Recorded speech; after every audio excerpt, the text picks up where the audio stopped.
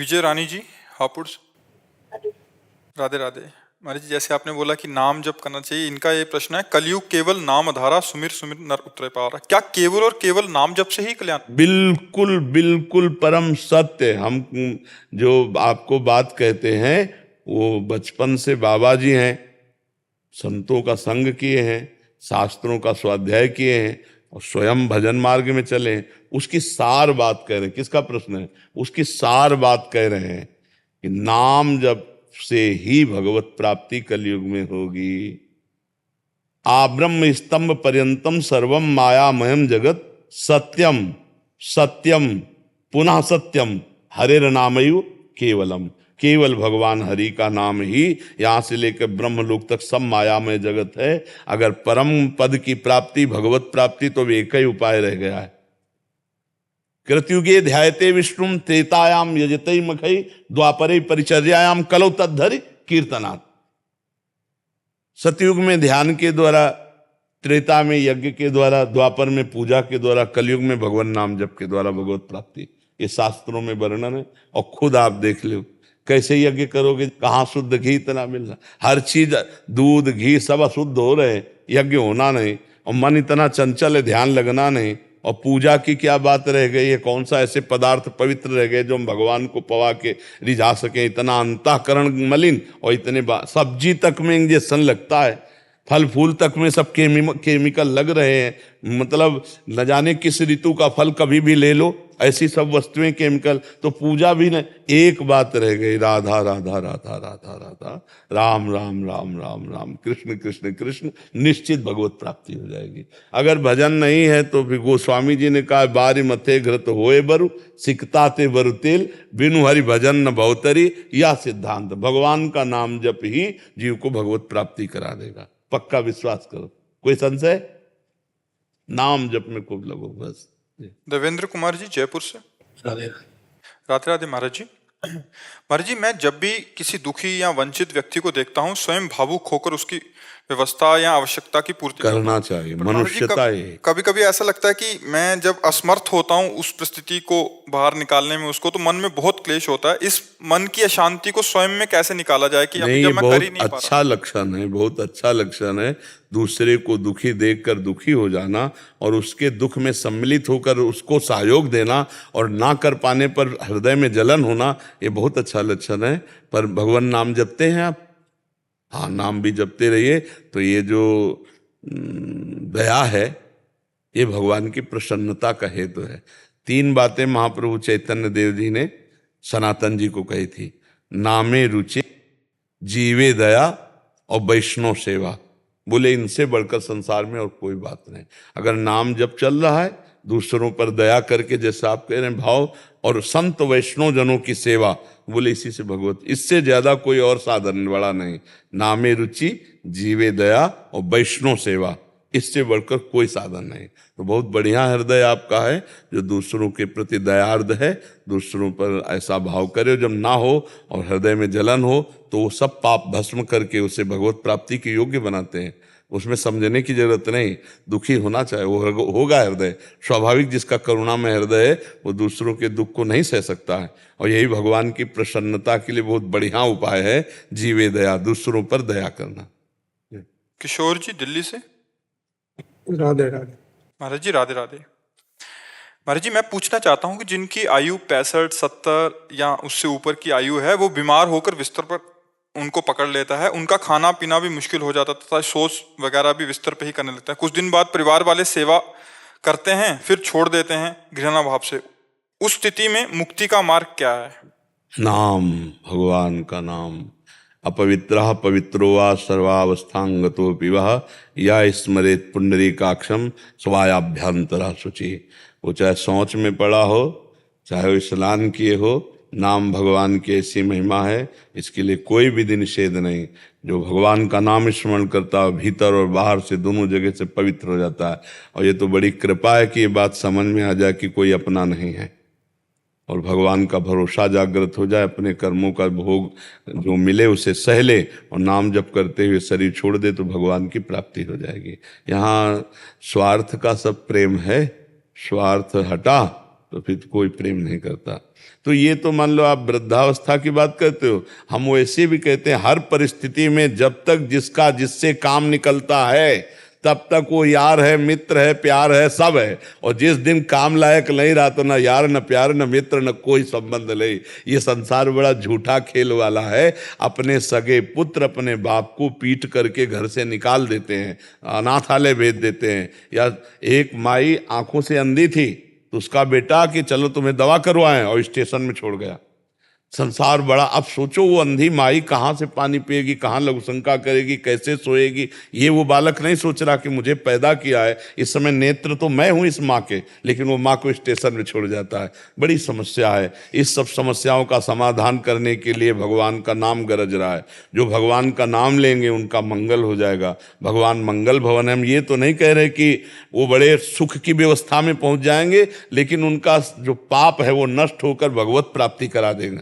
नाम जब अपने पुत्र के बहाने नारायण बुलाया तो भगवान के पार्षद आ गए, और जब जानबूझकर राम राम नारायण नारायण राधा राधा बोलोगे तो परम कल्याण हो जाएगा। तो नाम जप करना चाहिए। नाम जप से भगवान की विशेष कृपा प्राप्त होती है। सोमेश कुमार शर्मा जी। राधा वल्लभ श्री हरि। श्री हरिवंश महाराज जी, आपके चरणों में कोटि कोटि प्रणाम। महाराज जी, एकांतिक वार्तालाप में एक प्रसंग में सुना था कि प्रणाम एवं नमस्कार करने से संत भगवान का भजन चला जाता है और उनके सुकृत क्षय हो जाते हैं। कृपया मार्गदर्शन करें कि संत भगवान का अभिनंदन कैसे करना चाहिए, और क्या भक्त का उनके प्रति भक्ति भाव भी उनके भक्ति मार्ग में बाधा उत्पन्न करता है? नहीं, बाधा नहीं होता। जैसे जो संत महापुरुषजन होते हैं उनके सुकृत और दुष्कृत इनसे कोई संबंध नहीं रह जाता। तो अब जैसे शरीर को आप पीड़ा पहुंचाओ तो इस शरीर का पूर्व प्रारब्ध है, तो उस आपसे द्वेष नहीं है। वो ये समझ रहे हैं इस शरीर को इस शरीर के द्वारा पीड़ा पहुंचनी है।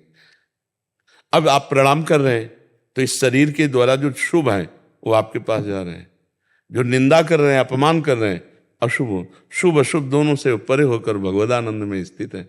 उनको न शुभ की जरूरत है और न उनको अशुभ से कोई परेशानी है। हमारी बात समझ पा रहे हैं? शुभ और अशुभ दोनों से जो परे होता है वही महात्मा होता है। शुभ अशुभ जब तक रहता है तब तक जीवात्मा रहता है, और जो शुभ अशुभ से परे हो जाता है वही महात्मा होता है। तो जैसे हमने कहा संतों को कोई प्रणाम कर रहा है, कोई कपड़ा पहना रहा है, कोई भोजन दे रहा है, तो उनके भजन का उनको फल मिलता रहता है। तो बोले संतों के पास क्या बचा? स्वरूप। वो इनको चाहते ही नहीं, ना शुभ को चाहते हैं और ना अशुभ से कोई उनको हानि होनी है। तो अशुभ जो कहीं बचा हुआ है, तो जो कुछ ये संतों की निंदा करते हैं, संतों को पीड़ा पहुंचाते हैं, वो उनके हिस्सेदार हो जाते हैं। और जो संतों का आदर करते हैं, संतों को भोजन, संतों को वस्त्र, संतों को प्रति नमन, वो उनके शुभ भजन के हिस्सेदार हो जाते हैं। वो शुभ अशुभ दोनों से परे भगवत स्वरूप हैं। जैसे भगवान के ऊपर कोई शुभ अशुभ थोड़ी लागू होता है, ऐसे भगवत प्राप्त महात्मा के लिए शुभ अशुभ का कोई विधान नहीं रहता। तो इसलिए उसमें ये नहीं सोचना कि हम प्रणाम करेंगे तो इनका शुभ हमारे पास आ जाएगा तो इनका घाटा हो जाएगा। समुद्र से आप जीवन भर बाल्टी बाल्टी भर के घसीटते रहो या इंजन लगा के घसीटते रहो, कोई फर्क पड़ता है क्या? तो जो भगवत प्राप्त संत हैं वो समुद्र हैं, वो जगत मंगल के लिए सात लोकांत तारयति, लोक के लोक तार दे तो उनमें कोई घाटा थोड़ी पड़ जाता है। दूसरी बात ऐसी समझ लीजिए कि जैसे एक दीपक से 100 करोड़ दीपक जल गए तो पहले वाले दीपक का कुछ घाटा हो गया क्या है? ऐसे संत जल होते हैं। जो नए साधक के लिए अगर कोई ऐसा प्रणाम करता है, बचना चाहिए। साधक को या सामने वाले को? साधक को बचना चाहिए। सामने वाले के तो प्रणाम योग्य श्रद्धा है, जो साधु वेश देखकर प्रणाम करता है, पर नए साधक को देहाभिमान पुष्ट होने की संभावना है। इसलिए सम्मानम कल्याति घोर गर्लम नीचापमानम सुधा, श्री राधा मुरलीधरो भज सके वृंदावन मात्यज। सम्मान को घोर विष के समान समझे और नीच पुरुषों द्वारा किया हुआ अपमान अमृत के समान समझे और निरंतर भगवान में स्थित होने के लिए भजन करे। ये सम्मान अगर नया साधक लेने लगे तो मर जाएगा। सामने वाला तो अपनी श्रद्धा अनुसार प्रणाम नमस्कार दंडवत प्रणाम करता हाँ, है, लेकिन तो इसको कैसे स्वीकार? हाँ, जैसे अब साधु वेश में है तो ये गुरु जी का दिया हुआ वस्त्र है, ये गुरु जी का दिया हुआ, और जो प्रणाम कर रहा है तो साधुता को प्रणाम कर रहा है, तो साधुता इष्ट और गुरु से संबंधित है। हम अपने को दीन समझे कि अंदर से समझे मेरे को प्रणाम नहीं, गुरु जी को प्रणाम। भेष को, साधुता को, भजन को, तो ये भजन साधुता वेश सब इष्ट और गुरु का है, तो उनको प्रणाम जाए, अपने को थोड़ी। अपने तो हाँ, आप अगर अपने उसे लेना शुरू किए तो अपने पास फिर भजन क्षीण होना शुरू हो जाएगा, और जो लेना शुरू कर देते फिर उनकी भजन वृत्ति हट जाती है, प्रपंच में लग जाते हैं। ये करना वो करना, ये वो बाहरी खेल, वो आंतरिक जो आप भजन की बातें ना वो सब ढक जाती है। इसलिए साधु को चाहिए जब तक भगवत प्राप्ति ना हो जाए तब तक अपने को प्रकाशित ना होने दे और किसी से सम्मान न ले, सबसे छोटा बन के तृणादपि सुनीचेन तरोरु सही सुनना अमानिना मान देन कीर्तनी या सदा हरि। अगर वो सम्मान लेगा तो नष्ट हो जाएगा नया साधक। ये किरण जी बेंगलोर से। राधे राधे। राधे राधे महाराज जी। महाराज जी, आज के युग में भक्ति, बुद्धि, सुंदरता और योग्यता में किसको ज्यादा महत्व देना चाहिए? क्या एक दूसरे के पूरक हैं ये? सुंदर क्या है, सुंदरता क्या है? हमको एक एक चीज बोलोगी तब हम आपको उत्तर देंगे। किसका प्रश्न है? हाँ, पहला है आपको कि भक्ति, बुद्धि और सुंदरता। सुंदरता किसे आप कहते हैं? जो बाहरी जगत में आज हम जो देखते हैं, लोग एक दूसरे से आकर्षित। नहीं, पर्दे पे आपने सुंदरता देखी, वो सत्य है क्या? नहीं। तो ये माया के पर्दे पे जो सुंदरता है सत्य है क्या? कुछ यहाँ सब सुंदर है? यहाँ क्या सुंदर है? हमें आप बता दो कि कौन सुंदर है। शीशा में रखी मिठाई है, 4-6 दिन 10 दिन, फिर इसके बाद उसकी दशा देखते जाओ, वो बदलती चली जाएगी, दुर्गंध युक्त हो जाएगी। और अगर कहीं अपने अंदर डाल लिया तो 6 घंटे में मल बन के निकल जाएगी। और अगर अंदर डाला तुरंत उलट दिया तो देखने लायक नहीं रहेगी, उल्टी बमन हो जाएगा ना। सुंदर क्या, मुझे बता दो कौन सुंदर है? यहाँ क्या सुंदर है? आज तक तो हमें यहाँ कुछ सुंदर लगा ही नहीं। बचपन से यही हमें लगा कि यहाँ सुंदर कुछ है ही नहीं। आज तक गुरु कृपा से वाह यार क्या सुंदर है, आज तक हमारे दिमाग में नहीं आया कि क्या सुंदर है। आप बहुत सुंदर बाबा। नहीं, ये हम लौट के वहीं लाने वाले थे, लौट के ये लाने वाले थे कि अगर सुंदरता कुछ है तो भगवान से जुड़ कर है। जैसे एक बर्फी है और उसे जब हम प्रभु को अर्पित कर देते हैं तो वो बर्फी नहीं, ऐसा लगे थोड़ा हमको दीजिए। चाहे जितना धनी आप आदमी हो, अगर बट रही हो तो थोड़ा दीजिए। नहीं, उसका महत्व क्यों हो गया? क्योंकि वो प्रभु से जुड़ गए। जो प्रभु से जुड़ गए तो सुंदर है, नहीं तो क्या सुंदर है आप बताओ। अच्छा, बुद्धि, अब बुद्धि जो प्रभु से विमुख है उसकी दुर्दशा देख लीजिए आप। वो अपनी बहन जैसी बहनों के साथ क्या दृष्टि रखता है, वो अपनी बहन जैसे बहनों के साथ क्या बर्ताव करता है। आप देखो ना, जैसे मेरी प्यारी लाडली बहन, ऐसे वो किसी की प्यारी लाडली बहन, लेकिन 4-4, 6-6, 10-10 लोगों मिलकर मार करके क्या क्या। बुद्धि तो उनके पास है, लेकिन बुद्धि का क्या प्रयोग हो रहा है आप विचार करके देखिए। क्या आप सोचो, बुद्धि है पर भक्ति रहित है, धर्म रहित है, इसलिए बेकार है। सुंदरता है, भगवान से विमुख है, इसलिए बेकार सुंदरता है। बुद्धि तो बहुत लोगों का है। आतंक में भी बुद्धि लगानी होती है, नहीं लगानी होती। कैसे, कहाँ, कितनी सुरक्षा कवच को तोड़ करके। तो बुद्धि जो भगवान से विमुख है वो हमारे लिए महत्व नहीं रखती। सुंदरता जो भगवान से विमुख है वो महत्व नहीं रखती। इसलिए सर्वश्रेष्ठ भक्ति, भक्तिमान बुद्धि, भक्तिमान सुंदरता। ये प्रश्न की आप जो उत्तर देते हैं एकदम सटीक ऐसा देते, घर में बैठा बंदा बैठ जाता तुरंत। क्या है मतलब? नहीं तो हम पढ़े लिखे थोड़ी, बच्चा कक्षा 9 साइंस साइड पढ़े, पकड़े हैं महापुरुषों के पास से। बड़े बड़े सिद्ध महापुरुषों के सानिध्य मेरे, उनका लगता है बाबा मुझे कोई बोल रहे क्या भाई, नहीं करना कल से ऐसा। हाँ, ये भगवान की कृपा है कि जो सुनेगा ऐसा लगेगा मेरे लिए ही सत्संग हो रहा है। बैठे कर गए, अरे नहीं करना, कल से गलत काम नहीं करना। यही हम अपने जीवन का यही लाभ मान रहे हैं कि हमारे जो समाज में है उसमें कुछ यत किंचित सुधार शुरू हो गया तो हमारा जीवन धारण करना सार्थक हो गया। नहीं तो भजन करके अपने लिए मोक्ष पदवी प्राप्त करके मर जाते, कौन जानता। ऐसे हमारे जीवन का लाभ 4 लोगों को मिल रहा है तो हम और ऐसी स्थिति में महाराज जी गलत करते समय आपकी फोटो सामने यदि कुछ गलत होने वाला आपकी फोटो जब दिखती है ना, हम देखते हैं। कल जैसे पानी गिर रहा था ना, रात में पानी गिर रहा था, लेकिन हजारों लोग भींजते हुए खड़े थे। तो देखो, जीवन में भगवान के सिवा हमारा कोई रहा नहीं, न दोस्त रहा और घर परिवार तो कोई है नहीं। तो वही भगवान हमको सब रूपों में प्यार दे रहे हैं। सब पूरा हमारा जो देश है, पूरा विदेश में, सब जगह भगवान हमें जो प्यार दे रहे हैं वो इसलिए कि उनके सिवा हमारा कोई है नहीं। और जिंदगी में होता है ना, कोई, अब इन लोगों से पूछ लो, कोई ऐसा नहीं कि ऐसे मिलावे आके हाथ कि हम तुम्हारे दोस्त, कोई नहीं। यही दोस्त रहे तो अब हमारे दोस्त का नक्शा है ये। ये जो लक्ष्य है ना, ये हमारे दोस्त का लक्ष्य है। हमारे दोस्त प्रभु रहे, संसार का कोई दोस्त तो ना ले, उसी का लक्ष्य है। वही प्यार कर रहे, इतने रूपों में सुख दे रहे हैं। बनारस से घूमते ना, सीना चौड़ा लगता है कि प्रेमानंद बाबा यहीं से हैं। हाँ, बनारस के घाट ही हमारे जीवन थे। हम भी बनारस से ही। अच्छा, हाँ, यहाँ से 80 घाट पहले कच्चा था।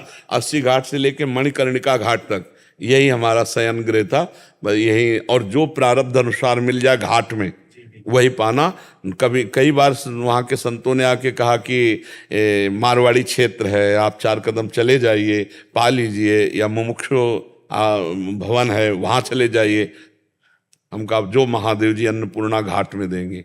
तो कभी कभी 5-5, 6-6 दिन हो जाते थे, भोजन नहीं मिलता था, क्योंकि घाट में कौन मणिकर्णिका अगर पीछे एकदम है ना। हाँ, तो शाम के जब 80 घाट आते थे और जहाँ भिक्षुक लोग बैठते वहाँ थोड़ी देर बैठ जाते, तो कभी कोई एक पेड़ा, कोई बर्फी या कुछ ऐसे दे दिया। मगर उस समय साय मचा था, बस मुझे ब्रह्मबोध करना है, मुझे ब्रह्मबोध करना, अपने स्वरूप का बोध, मैं कौन हूँ, बस इसकी किसी से कोई मतलब नहीं। अगर कोई हमसे बात करने के लिए आता तो हम खंडहर में चले जाते थे। पीछे बहुत से खंडहर हैं, जो घाटों के पीछे आप जाइए ना, बहुत से खंडहर। तो ऐसे जीवन व्यतीत करते। वर्षा होती थी तो खंडहरों में, दोपहर में जो पंडों की छतुरी होती है ना, हाँ, वहीं आनंद से गंगा जी की लहरें, वहीं दोपहर काटते थे। ऐसा मतलब तन्मयता थी कि बस ये आज विश्वनाथ जी के दर्शन होंगे साक्षात, ऐसा लगता। 3 बजे रोज जल चढ़ाने जाते थे विश्वनाथ जी के। देखे कि नहीं अब जो बन गया पूरा अंदर से, पूरा गंगा जी चले जाएंगे दर्शन करके फिर। नहीं, हमारे सामने नहीं था, हमारे सामने नहीं था। अब हमको तो, हाँ, हमको तो लगभग 24-25 वर्ष हो गए वृंदावन से बाहर नहीं गए। जब उस समय की बात की, पूरा 80 घाट कच्चा था, पैदल किनारे किनारे जाते थे, घाटों से किनारे से, और फिर मणिकर्णिका घाट से ऐसे ऊपर चढ़ के फिर रोज दर्शन कर ले जाते। हाँ, साधक नीलम भगत जी, नर्मदा तट, जबलपुर से। राधे राधे महाराज जी। कुछ महाराज जी का, महाराज जी, हमारी उपासना मातृ भाव की है। साधना के मार्ग में मन में कोई कुशंका होती थी तो श्री रामकृष्ण वचनामृत भाई जी की वाणियों से समाधान हो जाता था। आज वही कार्य आपके सत्संग से हो रहा है। श्री जी द्वारा कृपा से वही प्रकाश आज आपकी वाणी से उद्घोषित हो रहा है। महाराज जी, प्रार्थना है कि हमारे जो 1-2 प्रश्न हैं महाराज जी, साधना में उन्माद अवस्था व तीव्रता प्राप्त कैसे होगी? महत्व बुद्धि जो हमारी भगवान के नाम में और भगवान में इतनी हो जाए कि उनसे समान या उनसे बढ़कर कोई त्रिभुवन में ना रह जाए।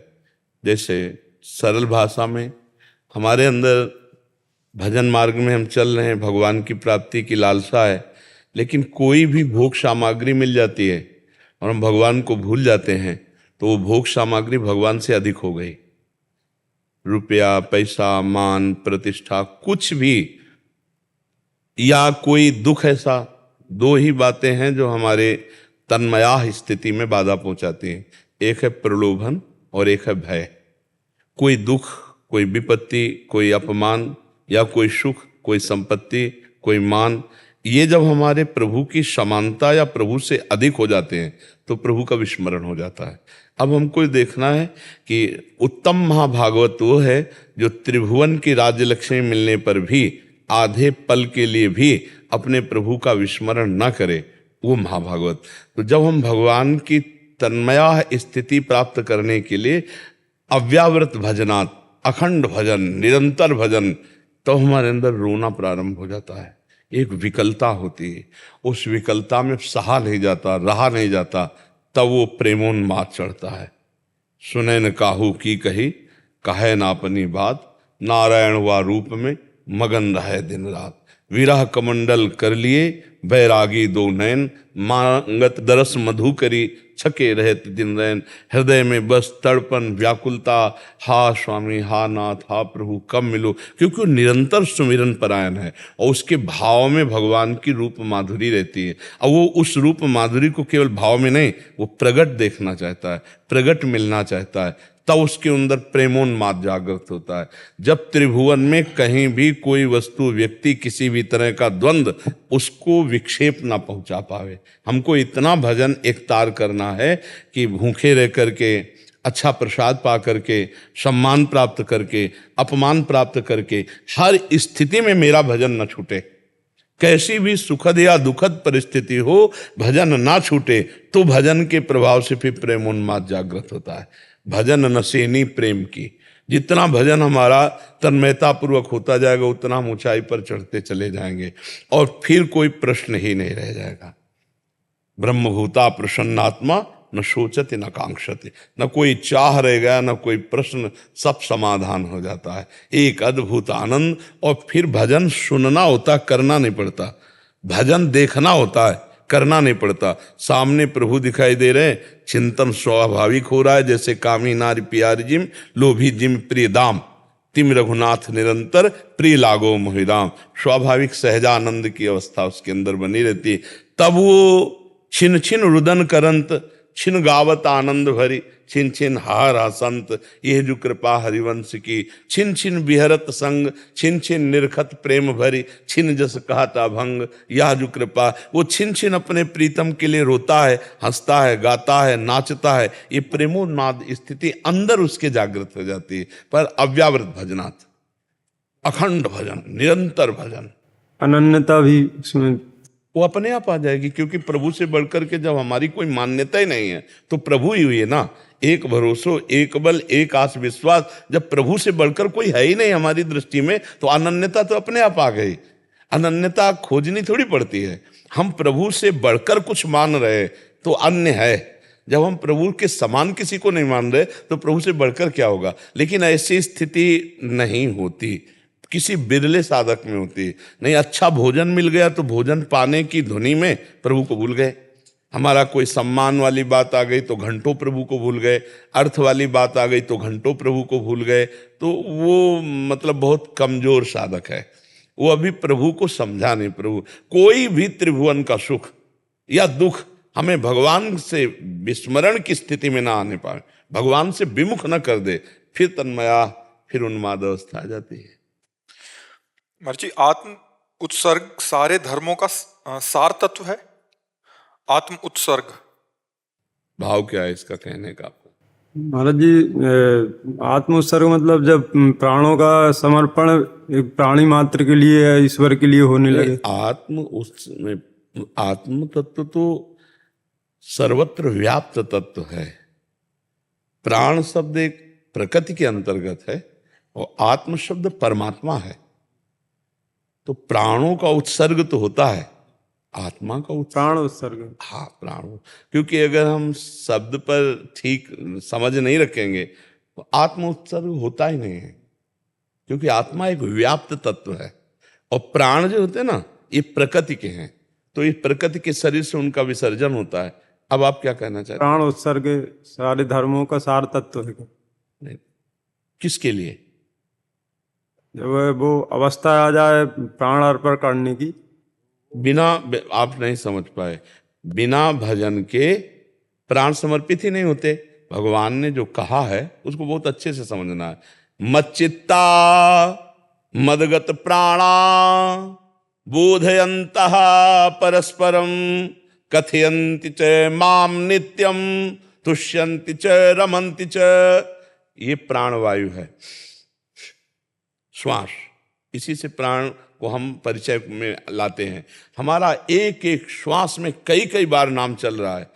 किसी भी श्वास और नाम में अंतर नहीं पड़ रहा। श्वास ही नाम, नाम ही श्वासा, नाम श्वास को भेद मिटावे। अब मेरे प्राण में अधिकारी नहीं रह गया, वो राहें चाहे चले जाएं। जब तक आप अपने प्राणों का अधिकार रखते हैं तब तक तो उत्सर्ग की आप बात सोचते हैं। और जब प्राणनाथ को प्राण दे दिए तो हमें मतलब क्या रह गया? चाहे प्राण बने रहे और चाहे अभी चले जाएं, तो क्या मतलब रह गया? आपका प्राणों पर अधिकार है क्या? तो फिर प्राण उत्सर्ग करने की बात सोचना ही नहीं। प्राणनाथ को प्राण दे दिए। प्राण कैसे दे दिए? हर श्वास, श्वास ही नाम, नाम ही श्वासा, नाम श्वास को भेद मिटावे। अब प्राण समर्पित मदगत प्राणा, भगवान कह रहे हैं वो मदगत प्राणा है। अब जब हमारा प्राणों पे अधिकार नहीं तो हमारा फिर छोड़ना और पकड़ने का मतलब ही नहीं रह गया। जीवित रखें तो जय जय, अभी प्राण ले लें तो जय जय, क्योंकि प्राण तो उनको समर्पित है। तो हमें जीवन और मरण दोनों में समानता, यही तो संत की महिमा है जो जीवन और मृत्यु में समानता, दुख और सुख में समानता, मान और अपमान में समानता, यही तो संत की महिमा है। जो संत सुखी विचरंत मही, जो विचरंत मही का तात्पर्य है वो स्वरूप में विचरण समान। संत सरल चित जगत हित जान स्वभाव सने, उनका स्वभाव ही होता है जगत मंगल, क्योंकि वो निरंतर अपने प्राणों को भगवान में समर्पित किए हुए जो भजन करते हैं, उससे जो परमाणु निकलते हैं, जगत मंगल अपने आप होता रहता है। किसी के लिए प्राण उत्सर्ग करना परहित कहा जाता है। परहित लागी तजय जो देही संतत संत प्रशंसते, पर हमारा अधिकार नहीं रह गया अब, क्योंकि हम बिक गए। हमने अपने तन मन प्राण हरि को समर्पित कर दिए, तो अब प्राण उत्सर्ग करने का भी अधिकार नहीं रहा कि हम प्राण त्याग दें, क्योंकि हमारे होते तो हम त्याग देते। हमने तो प्रभु को दे दिया। अब वो 100 वर्ष बनाए रखे तो जय जय, और अभी 1 मिनट में ले लें तो जय जय, हमारा कोई अधिकार नहीं। नेहा जी बेंगलुरु से। राधे राधे। राधे राधे महाराज जी। महाराज जी, हम कर्म काट रहे हैं या नए बना रहे हैं, कैसे पता चलेगा? दोनों बातें एक साथ इसमें चल रही। मनुष्य योनि में, पशुओं में नहीं चल। अन्य योनियों में केवल भोग योनियां हैं, वो नया कर्म नहीं कर सकते। मनुष्य योनि में नया कर्म है। तो जो हमारे प्रारब्ध कर्म है, वो जैसे हम शुभ करना चाहते हैं, तुम्हारे अंदर अशुभ प्रवृत्तियां आकर जबरदस्ती हमसे अशुभ, तो हमारा गंदा प्रारब्ध है। और हम बड़े गंदे विचार के हैं, लेकिन हमको सत्संग मिल गया, हमको भगवत मार्ग मिल रहा है, हमको धाम आने को मिल रहा है, ये हमारा पूर्व का पुण्य बड़ा जोर कस रहा है और हमको सतमार्ग की तरफ ले जा रहा है। तो हमें ये देखना है कि जो हम चिंतन करके विषय भोगों का संकल्प बनाते हैं, वो हमारा नया कर्म होता है। जो हम शास्त्र के अनुसार चिंतन करके आज से मैं करूँगा, मैं ऐसा चाहता हूँ, मैं ऐसा पाना चाहता हूँ, मैं ऐसा सोच रहा हूँ, ये सब नवीन कर्म है। लेकिन जिसे हम सोच भी नहीं पाते हो जाता है, शुभ या अशुभ, उसे प्रारब्ध होता है। जैसे आपका उद्देश्य बना, हम वृंदावन आ रहे हैं, अचानक रास्ते में गाड़ी खराब हो गई, एक्सीडेंट हो गया, कोई खतरा हो गया, कुछ यहाँ लूट पिट गया, ऐसा होता है। अब ये प्रारब्ध हो गए। आपकी इच्छा तो नहीं थी, आप तो वृंदावन आ रहे थे धर्म कार्य के लिए, लेकिन बुरे प्रारब्ध ने बाधा पहुंचा दी। अब जैसे आप किसी बुरा संकल्प पे स्थित हैं, कोई ऐसा सद विचार आ जाता है, सद शास्त्र के वाक्य आ जाते हैं, कोई संत महात्मा मिल जाते हैं, हमारा विचार खत्म हो जाता है, ये हमारा शुभ प्रारब्ध हो गया, वो हमारा अशुभ प्रारब्ध हो गया। और जो हम विचार करके करते हैं संकल्प विकल्प सहित, वो नवीन कर्म होता है कि आज से सुना हमको ऐसा करना चाहिए, ऐसा करना चाहिए, ऐसा करना चाहिए, शुभ या अशुभ। जैसे हमारे अंदर विचार आया कि हमको अमुक भोग भोगना चाहिए, अब वो पाप का कर्म है, लेकिन हमारे विचार में निश्चय हो गया, तो ये नवीन कर्म हुआ। आप बिल्कुल नहीं विचार किए, बिल्कुल नहीं चाहते थे, अचानक पैर पड़ गया, कोई जीव मर गया, और फिर आपको दिखाई दिया, अचानक आप गाड़ी से जा रहे हैं, कोई, ये प्रारब्ध लीला है। जो अचानक हो रहा है, जो हमारे बिना चाहे हो रहा है, अच्छा या बुरा, वो शुभ और अशुभ प्रारब्ध होते हैं। और जो हम चाह करके, सोच करके, विचार करें, वो हमारे नवीन कर्म होते हैं। ये समझ पा रहे हैं आप? महाराज, इसमें एक प्रश्न है महाराज जी। महाराज जी, जैसे हम साधक जन, हमारा तो कोई मतलब विचार भी नहीं था, केवल आपका सत्संग सुना, आज ऐसे आ गए, या ऐसे ग्रस्त जो वृंदावन धाम आपके उपदेश सुन के आ गए, या ऐसे जो आपका सत्संग सुनते हाँ, हैं? ये दोनों कर्मों से अलग है, एक हिसाब है। प्रारब्ध जो शुभ अशुभ कर्म, नवीन जो शुभ अशुभ कर्म, इन दोनों से एक अलग है कृपा। पर्चा में तो पता भी नहीं था। हाँ, चूंकि ये केवल कर्म संबंधी बात पूछी, इसलिए कृपा शब्द का उच्चारण नहीं किया।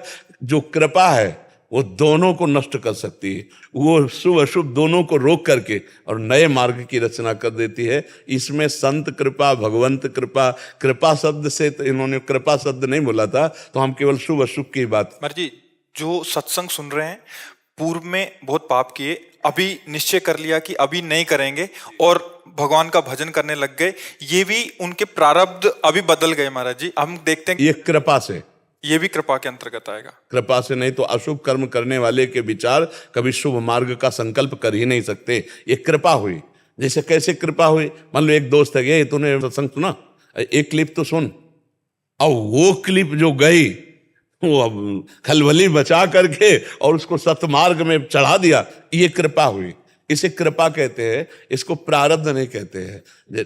पूर्व जन्म के पाप कर्म भी क्या हमारे भक्ति करने में बाधा उत्पन्न कर सकते बहुत जोर के। हैं? सिख धर्म में एक संत महापुरुष जी से वचन सुना था जी कि जो हमारे छोटे पाप कर्म होते हैं जी। वो हमारे नाम जप करने से नष्ट होते हैं, जी। लेकिन जो बड़े पाप कर्म होते हैं वो शांत नहीं बैठते, मुकाबला करते हैं। हाँ, पक्की पक्की बात, बिल्कुल 100% पक्की बात है। मुकाबला करते हैं लेकिन हमें हरा नहीं पाएंगे, क्योंकि हम बहुत बड़े के पक्ष में हैं। एक श्री गुरु अर्जन देव जी की गुरबाणी जी में जी एक तुक आती है, संतों महापुरुषों के लिए आती है कि जन्म मरण दुहों में नाही, संत परोपकारी आए, जी दान दे भक्ति लाए, हर से और रैन मिलाए। कि संत महापुरुष जन्म मरण के गेड़ में नहीं आते, वो तो लोगों को अपनी मर्जी से आते हैं, अपनी मर्जी से जाते हैं, और वो तो सिर्फ लोगों का जगत मंगल करने के लिए, उनको नाम से जोड़ने के लिए आते हैं। पर सच्चे पातशाह महाराज जी, मैंने सिखी धर्म में भी, और आप परमहंस श्री रामकृष्ण जी की, उनके भी गले में कैंसर था, आप जी भी बहुत कष्ट, सिखी धर्म में भी बहुत ऐसे महापुरुष बहुत, हैं, हाँ, बहुत दुख, लेकिन वो तो खुद भगवान स्वरूप हैं। हाँ। वो तो खुद भगवान आए, जन्म मरण में नहीं, फिर उनको कष्ट। सच्चे पातशाह जी इस बारे में इसमें हम आपको बताते हैं कि अपने जनों के प्रारब्ध को भोगना, अपने जनों के प्रारब्ध को भोगना, और दूसरा ये दिखाना कि इस मार्ग में इतनी लेवल तक अभी कष्ट मिले तो हमें डिगना नहीं है।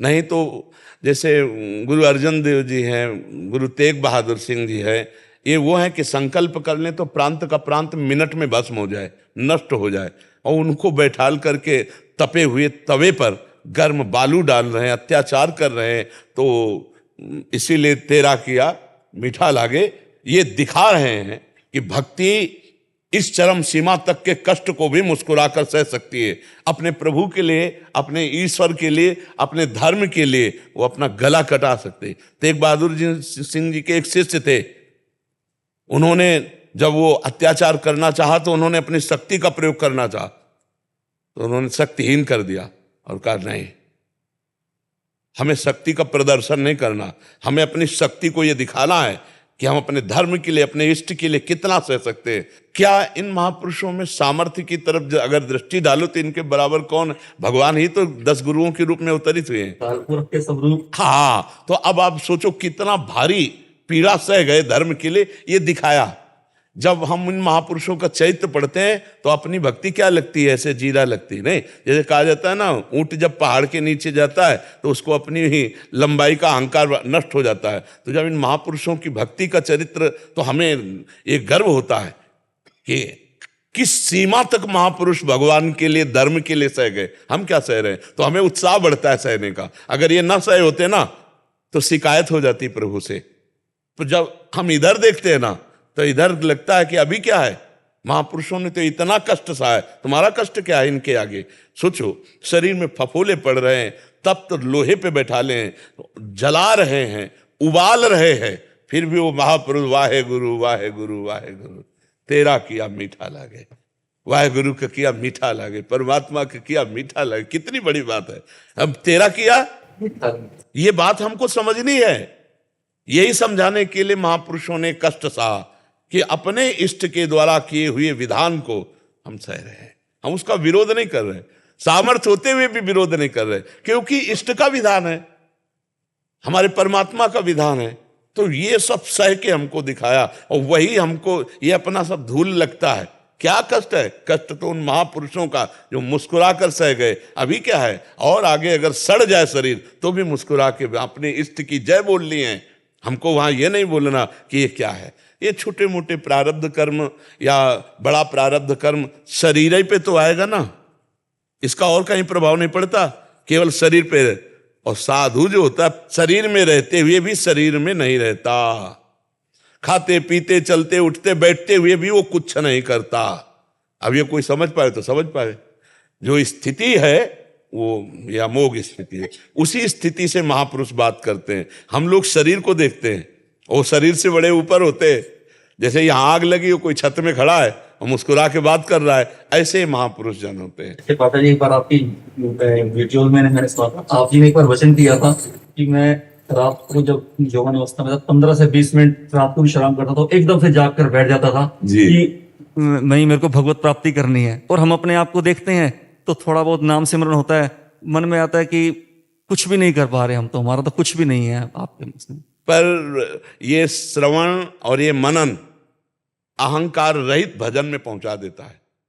अगर महापुरुषों के हम वचन न सुने तो हमको कहीं ना कहीं अहम हो जाए, क्योंकि हम नीचे के पुरुषों को जब देखेंगे ना तो अहंकार हो जाए, ऊपर के महापुरुषों को देखते तो अहंकार गलित हो जाता है, हमारी भक्ति बढ़ती है, रात दिन बढ़ती है। इसीलिए कभी किसी को ऐसा नहीं हुआ कि उसके ऊपर नहीं है, ऐसी लीला भगवान की है, उसके ऊपर चलो तो वो, उसके ऊपर देखो तो वो, उसके ऊपर देखो तो वो, और सबके ऊपर बैठा हुआ परमात्मा, और वो भी अवतार लेकर सुख दुख की लीला को समान भाव से सहा, चाहे वो परमात्मा कृष्ण रूप में, चाहे वो परमात्मा राम रूप में। आप विविध लीलाएं उनकी देख लो, कहाँ राज तिलक होने जा रहा है, कहाँ 14 वर्ष का वनवास, और कहाँ प्रकट हो रहे हैं कंस के कारागार में हथकड़ी बेड़ियों के बीच में भगवान पर, और रात ही रात बाहर माता ढंग से देख भी नहीं पाई और देना पड़ा जाकर, नहीं कैसी विचित्र लीला। तो ये भगवान दिखाते हमको मृत्यु लोक में संघर्ष में जीवन व्यतीत करना है, हमें सुख दुख के पचड़े में नहीं फंसना, रात दिन भजन और अध्यात्म के बल से इस माया को रौंदते हुए अपने स्वरूप में जाना है,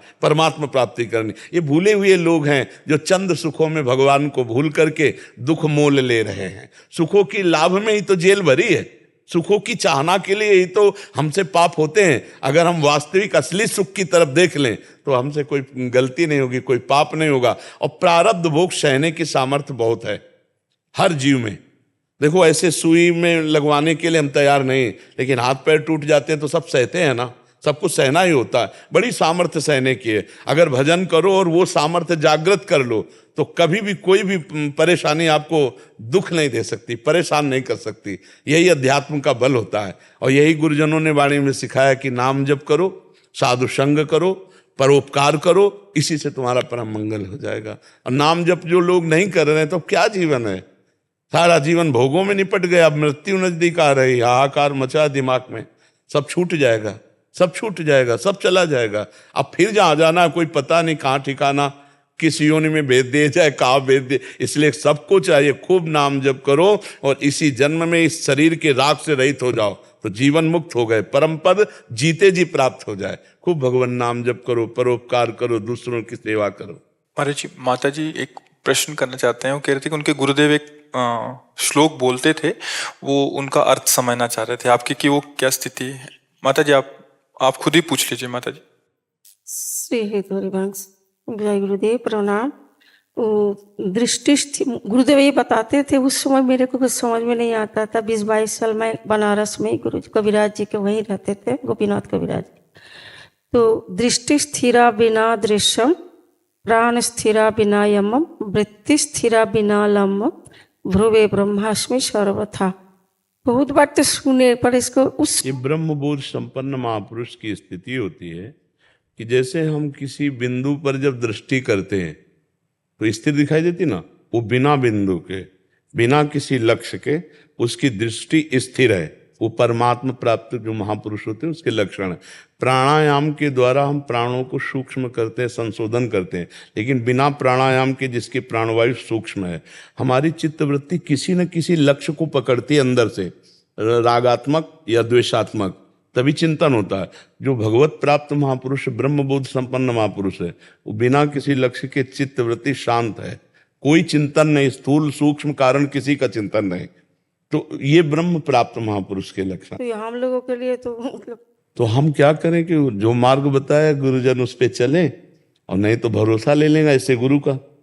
जो ऐसी स्थिति को प्राप्त गुरु हैं उनका भरोसा ले लें, और हर समय जैसे आप संन्यास में हो तो गुरु प्रदत्त जो मंत्र है निरंतर उसको पहले चित्तवृत्ति मिला। देखो एक बात समझना होगा, ये आखिरी स्थिति है जो श्लोक है ना। अब हम क्या करें, पहले हम लक्ष्य में दृष्टि डालें। ये तो चिंतन से अतीत स्थिति है और हम अभी जागतिक चिंतन में फंसे हैं। देह आत्मभाव, देहात्म भाव, ये हमारी दुर्गति का कारण है। अब हम क्या करें, पहले सत्य चिंतन के द्वारा असत चिंतन का त्याग करें। जैसे कांटे से कांटा निकालते हैं, और फिर सत्य चिंतन का भी त्याग करके स्वरूप में स्थित हो गए। क्योंकि जितना चिंतन है वो करण से होता है, स्वरूप में नहीं। जैसे दीवाल घड़ी है, इसका सेल हटा दो तो सेकंड के सुई सेकंड में, मिनट की मिनट में, घंटा की घंटा में ठप हो जाएगी ना। तो दृष्टि ठप, प्राण चित्तवृत्ति सेकंड, मिनट, घंटा सब बिल्कुल रुक गई ना, सेल हट गया। सेल क्या है? त्रिगुण माया, देहात्म भाव, अंतःकरण में ममत्व, अहम, यही हटना है। ज्ञान के द्वारा हटा दे और चाहे भजन साधन भक्ति के द्वारा हटा दे, दोनों के द्वारा हटता है। भक्ति के द्वारा तन मन प्राण भगवान को समर्पित करके जब निरंतर भजन करते हैं तो संसार का विस्मरण, भगवत स्मरण, तो तस्मित जने भेदा भावत, भगवान और भगवान के जन में अभेद स्थिति हो जाती। जानत तुम्हें हो जाए तो वो वहां पहुंच गया। या इन तीनों का त्याग करके, स्थूल सूक्ष्म कारण, तीनों जगत, तीनों शरीरों के चिंतन का त्याग करके अपने से अपने में स्थित स्वरूप में, अब वो ज्ञान के लिए बड़ा कठिन मार्ग है नहीं। लोक परलोक के समस्त भोगों से वैराग्य और सत असत का ठीक निर्णय करने वाला विवेक और इंद्रिय निग्रह, सम दम, मनोनिग्रह और तितिक्षा, घोर सहनशील, उपरति, समस्त भोगों के प्रति अस्तित्व ही खत्म। वैराग्य तो पहले ही हो चुका और उपरति में अस्तित्व ही खत्म और चित्त का समाधान और घोर मुमुक्षता, तब जाके इस स्थिति में हमारा प्रवेश होता है कि बिना लक्ष्य के दृष्टि, बिना किसी अंदर के विषय राग द्वेष के, किसी भी चित्त वृत्ति में कोई राग द्वेष नहीं, संसार के त्रिभुवन के किसी भी वस्तु व्यक्ति स्थान का कोई महत्व नहीं, और चित्त वृत्ति स्थिर। जैसे भक्त चित्त वृत्ति भगवान में स्थित करता है, लेकिन यहां वो भी नहीं है। और प्राणवायु अपने आप सूक्ष्म है, क्योंकि चित्त मन एक ही बात है। जब मन एकाग्र तो प्राणवायु सूक्ष्म और ब्रह्मचर्य स्थित, ये तीनों का बड़ा संयोग है। ब्रह्मचर्य ठीक, प्राणवायु सूक्ष्म, मन एकाग्र।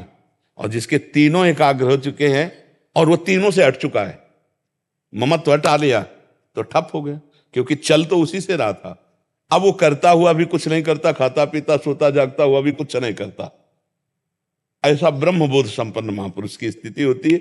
वो स्थिति में पहुंचे बिना बातों से उस स्थिति को जाना नहीं जा सकता, क्योंकि वो अनिर्वचनीय स्थिति होती है। तो ये जो श्लोक है ये अनिर्वचनीय स्थिति का है। यही पूज्यपाद श्री उड़िया बाबा जी की भी स्थिति थी। जो उड़िया बाबा पूज्यपाद, उनकी भी यही ज्ञान की ब्रह्मबोध स्थिति थी। ब्रह्मबोध संपन्न महापुरुष थे। अच्युत मुनि ने पहली बार जो देखा, गंगा स्नान करके बाबा किनारे से आ रहे थे, अपने शिष्यों से कहा, दौड़ो, ब्रह्मबोध संपन्न महापुरुष पधार रहे हैं। अलक्ष्य दृष्टि, चित्त समाधान हो चुका है, भगवत प्राप्त महापुरुष, परमात्मा बोध संपन्न। अब तो ऐसा बहुत कठिन है, बहुत कठिन, क्योंकि तप नहीं है ना, जीवन में तप नहीं है। शरीर सुख आराम भोग विलासिता देह भाव, तो शुभ अशुभ कर्मों से गति नहीं होती। ये शुभ अशुभ का भस्म करके तब गति होती है। ये शुभ अशुभ दोनों का नाश करके स्थिति होती है। और बहुत शुभ में फंसा हुआ है जीव है, अशुभ का त्यागी तो शुभ का रागी, तो उसी में फंसे हुए। आप देखो ना, ये बनाना, ये बनवाना, ये करना, वो करना, सब इसी में फंसे हुए। लेकिन इस करने और ना करने दोनों के जो बीच में है, करने और ना करने से, न करना है और ना करना है, ऐसी स्थिति जो है वो महापुरुष की होती है। ना करने में है और ना करने में है, वह है अहम जो है वो शून्य हो चुका है। बस वही कि घड़ी का सेल खत्म हो गया, ऐंच लिया तो जहां जो है वही ठप हो गया। तो वही बात है, चित्त वृत्ति, दृष्टि और प्राण, ये मिनट सेकंड घंटा की सुई समझो। अब अहम हट गया तो सबका परम प्रकाशक जो अहम अपने स्वरूप में स्थित है, अब वो त्रिगुण के चक्र के द्वारा जो हो रहा है उसका कर्ता बचा ही नहीं। वो अलक्ष्य, एक ब्रह्म दृष्टि, एक ब्रह्म स्थिति। और ब्रह्म प्राप्त महापुरुष का शरीर भी ब्रह्ममय हो जाता है, सब कुछ ब्रह्म, सर्वम खल्विदम ब्रह्म ना, तो पूर्ण ब्रह्म ही हो जाता है। ऐसे बहुत से महापुरुषों के दर्शन गंगा किनारे हुए, जब भ्रमण करते थे ना, तो बहुत से स्वामी अनंग बोधाश्रम जी दिगंबर रहते थे, करपात्री जी जाकर साष्टांग दंडवत करते थे, ऐसे वो महापुरुष थे। स्वामी मग्नानंद सरस्वती जी, स्वामी परमानंद जी, स्वामी सत्संगानंद जी, बड़े बड़े महापुरुषों का गंगा किनारे जैसे बचपन से रहे ना, तो सिद्ध महापुरुषों का दुलार मिलता रहा, उनके दर्शन, उनकी कृपा।